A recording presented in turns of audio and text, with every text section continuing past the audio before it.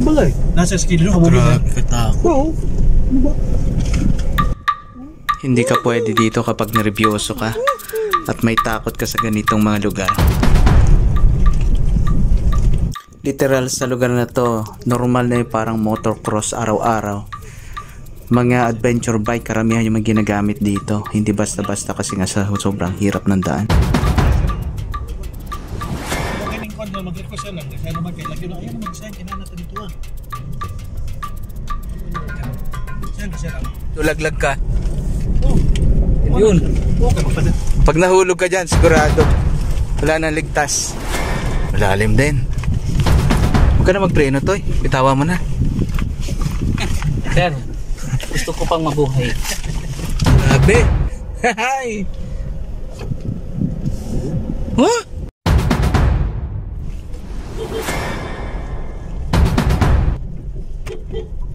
Sir, gusto ko pang mabuhay. So nandito nga tayo sa bukana nung papasok ng Buringot Village. Ito yung makikita nyo sa unahan mamaya. Ito yung Buringot Road. Isa sa pinaka delikadong lugar o daan sa buong Pilipinas, lalo na dito sa Mindanao. So hindi basta-basta ito na lugar, dahil kailangan dito yung lakas ng loob, tatag, lalo na yung mga motorista dito. Yung mga motor dito talaga naka-upgrade na yung height nila, tinataas para lang maging komportable o maging akma doon sa situation. So ngayon may oras bago makapasok at ito mga 9 AM, so start na magpasok yung mga motor. Ganito ang normal na senaryo araw-araw. So kapag hindi ka sanay magmotor, so hindi ka po pwede dito. Even yung mga sanay sa lugar natin, dito yun talagang sobrang malalakas ang loob at ang gamit dapat ng motor ay mga adventure bike. Paunahin lang muna natin sila dahil tayo ay naka pick up, so hinahinay tayo. Itong mga motor na to, mga sanay na ito eh. So makikita nyo, entrada, relax lang, pero habang palapit ng palamit daw dun sa Buringot, pahirap ng pahirap at delikado.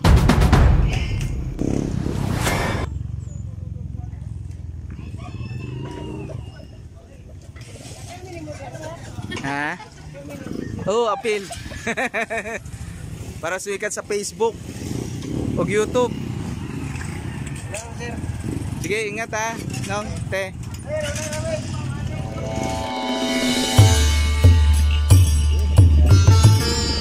Time! Tama, mapapanood yung mamaya. Ito yung unang entrada nung papasukin natin. Makikita nyo sobrang liit na yung daan sa dulo. So bulusok agad yung unang entrada. At dito sa pinakababa, napakadelikado. Grabe yung mga motor, ang liliit na. Ayun o, ang liliit.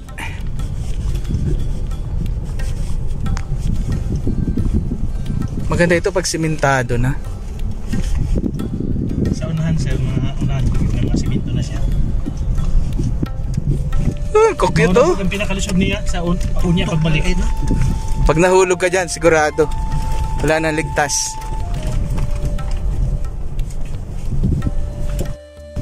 Malalim din. Huwag ka na magpreno, Toy. Bitawa mo na. Sir, gusto ko pang mabuhay. May mission pa eh, kaya may mission pa. Hindi mamatay-matay.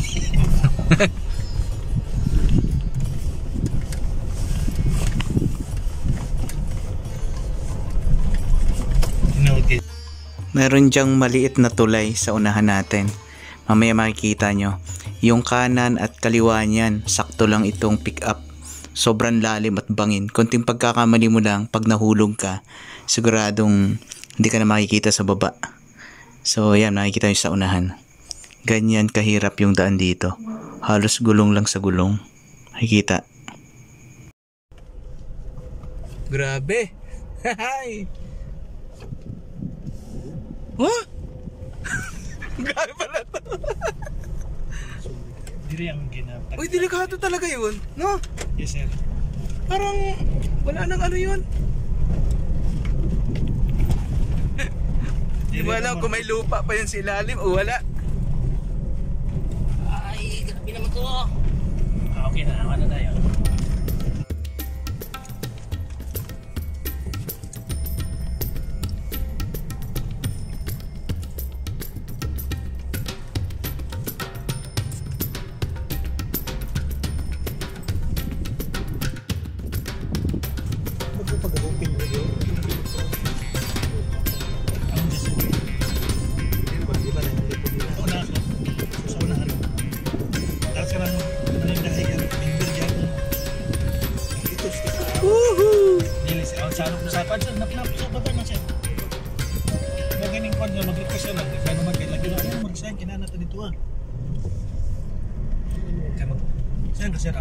Kailangan shoot na shoot lang. Ang 1,000 din. Pag hindi ka sumat sa daan, sigurado laglag ka. Yun. Okay, magpadala man sila diri. 100 ang bayad sa 1,000. Kamahal naman masyado. Opo sir, yung mga member po natin doon sir na matagal na po sir sa Pantukan 1. Grabe. Sa Gcash, sa mga member na rin. So, malaking factor pala talaga pag hirap yung transportation, no? Lahat mahal. Mamaya siya, pagbalik ka na po yung bayad. Wala na.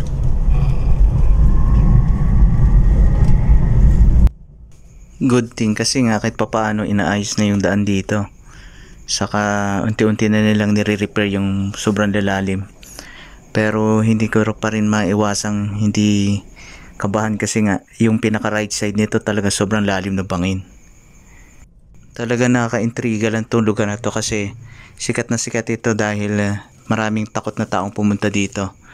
Pero sa nakikita natin sa ngayon, dahil sumisikat na siya, yung mga malalakas ang loob at mga negosyante pinapasok na rin to. Kasi ito yung mga lugar ng mga ginto o bulawan dito sa Mindanao.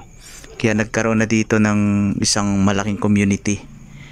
So ang estimated na household dito is around 3,000 or mayroong mahigit kumulang na 6,000 na tao. Kaya very interesting at nakaka-intriga. So ito yung possible na tulungan ng card para magkaroon din sila ng financial at mga insurances.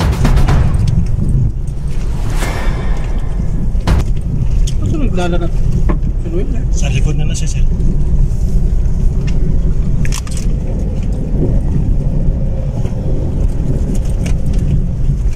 So bali yung purpose nga pala natin dito ay para i-mapping o i-survey itong lugar na ito dahil maraming mga nangailangan dito ng tulong financial at saka mga insurance at matulungan natin sa livelihood kasi sobrang layo nila sa Kapatagan kaya kahit saan man sila.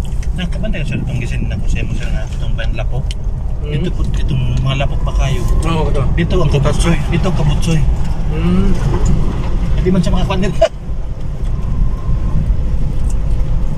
Lapok, turong yapon. Murag ikaw naglapok itong pita. Doon tayo sa taas. Pag ganun.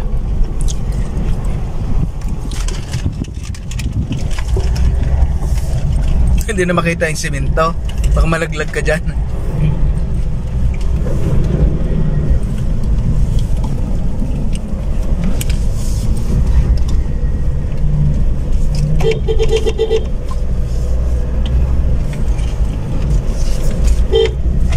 Iyon siya o, nagiging na iba.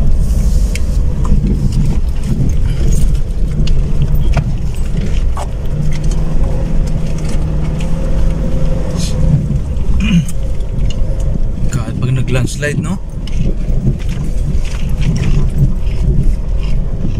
Sino to eh? May motor.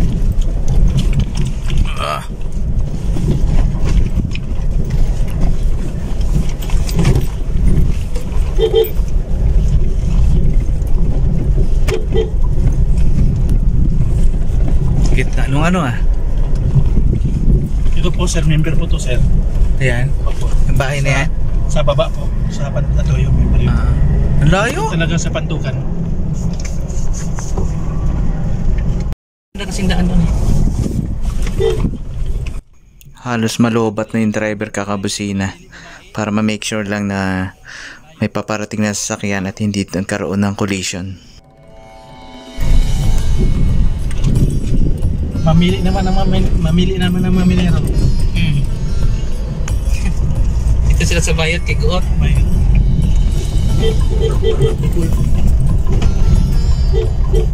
So at after 1 hour, kakaliwa tayo. Ito na yung papasok ng Boringot. Itong sa kanan naman, ibang sityo naman ito. Pia po ka, pia susuan. Abyasong dito yung abyasong dito.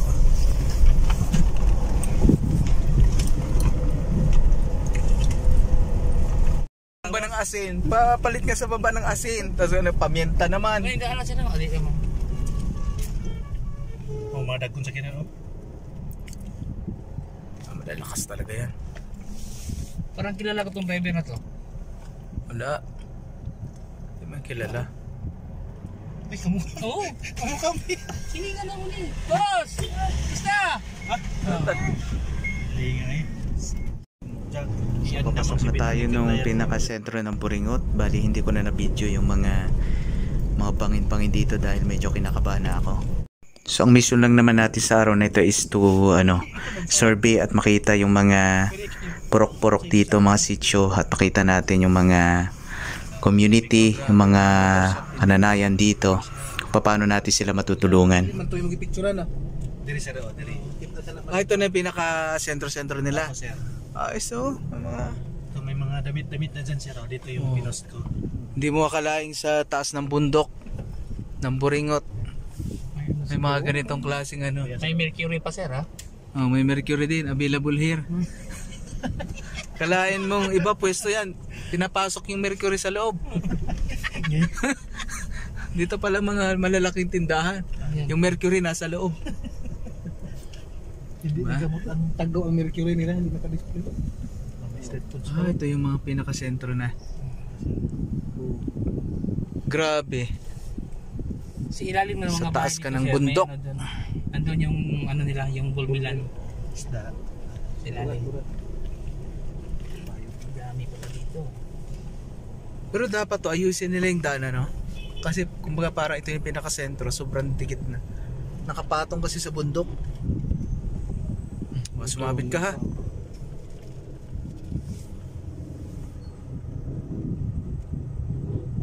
Kaya yan, pero balda. Ay, sorry. Ikaw, bakit tindahan? Pumasok pa. Sige to, pasok. Bawi, kanan. Grabe, isang day kung motor. May muagi mong mga po. Ito na yung pinakasentro ng Boringot. Wala, may building pang. Oh. Masakyan. Di mo sukat akalain na ganito ang ano dito. Welcome to Boringot City. Ano, ipang bungok na. I-member si ate. Member yan? Mga bag po. Wow, may building pa, oh. Parang pwede kayo dito mag-recruit ng ano, QSL ba? Mayroon sir, mayroon dito sir. Ito sir. Yan, member yan? Ano, may shop ng hardware. Yan. Kasi ano yan, hindi lang yan ang negosyo, malamang doon sa Kapatagan, meron din yan. Ay.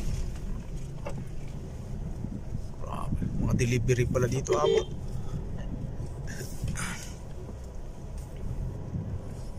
Sobrang sikip.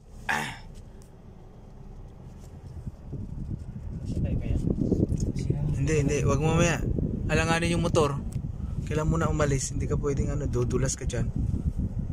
Alanganin, brother. Sasabit ka dito sa may ano.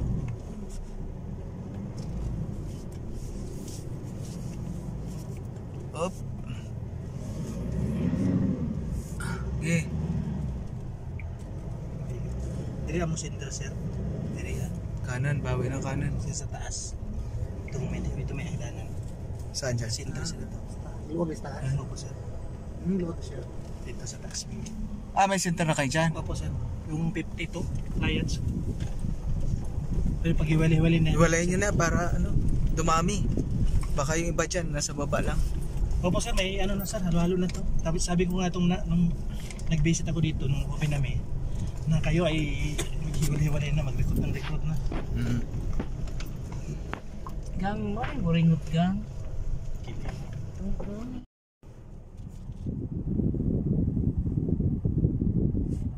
motor lang. Ituro mo na lang yung motor.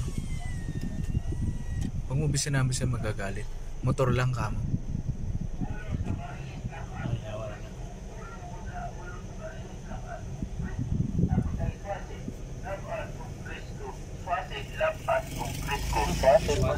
Nabagoy labas mo sa kadire. Ang magagaw. So at yun, after 3 hours, nakapag-ikot-ikot na tayo dito sa Boringot. Hindi na natin masyadong napuntahan yung ibang lugar kasi sobrang taas talaga at dulas ng daan.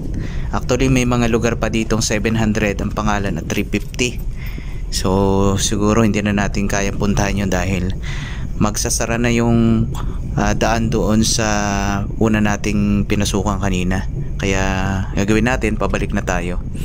Yung ibang hirap ng daan dito ay pupuntahan ulit natin dahil nga pabalik tayo. So yun lang, very positive naman yung lakad natin sa ngayon at ito yung plano naming tulungan tong community na to. So hanggang dito lang at sana nakapagbigay sa inyo ng information, lalo yung mga gustong pumunta dito sa Boringot.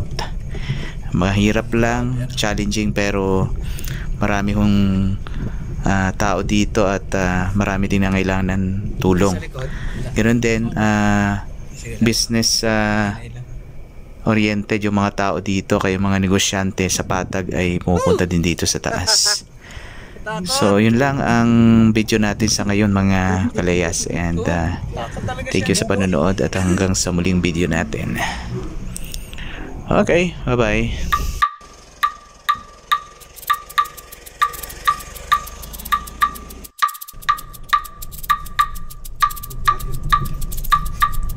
Di pa man siguro ako sa video.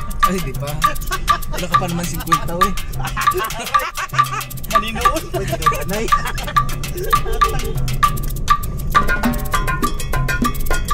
Usapan nga natin, di pa daw uli ang lahat.